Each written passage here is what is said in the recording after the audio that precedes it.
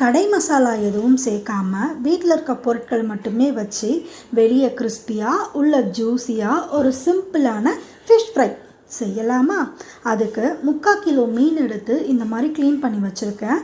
மசாலா அரைக்கிறதுக்கு இஞ்சி, பூண்டு, சின்ன வெங்காயம், கருவேப்பிலை, மிளகு, சீரகம், சோம்பு இது எல்லாத்தையும் ஒரு மிக்ஸி ஜாரில் சேர்த்து மஞ்சள் தூள், மிளகாய்த்தூள், தனியாத்தூள், உப்பு சேர்த்து கொஞ்சமாக தண்ணி ஊற்றி ஃபைன் பேஸ்ட்டாக அரைச்சிக்கலாம். அதில் அரை லெமனையும் பிழிஞ்சு விட்டுக்கலாம். 1 டீஸ்பூன் எண்ணெய், 1 டேபிள் ஸ்பூன் குழம்பு மிளகாய்த்தூள் சேர்த்து நல்லா மிக்ஸ் பண்ணிவிட்டு நம்ம க்ளீன் பண்ணி வச்சுருக்க மீன் துண்டுகளில் எல்லா பக்கமும் இந்த மசாலா கோட் ஆகிற அளவுக்கு மேரினேட் பண்ணி எடுத்துக்கலாம்.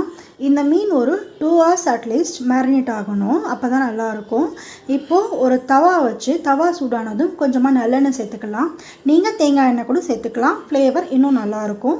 இப்போது நம்ம மேரினேட் பண்ண மீன் துண்டுகளை எடுத்து ஒன்றா சேர்த்து வறுக்க ஆரம்பிச்சிடலாம்.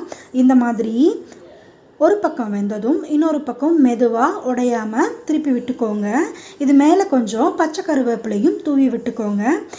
2 மினிட்ஸ்க்கு ஒன்ஸ் இந்த மாதிரி மீனை திருப்பி விட்டு ஸ்லோ மீடியமில் வச்சு ஃப்ரை பண்ணிங்கன்னா நல்லா சூப்பரான காரசாரமான மீன் வறுவல் ரெடி.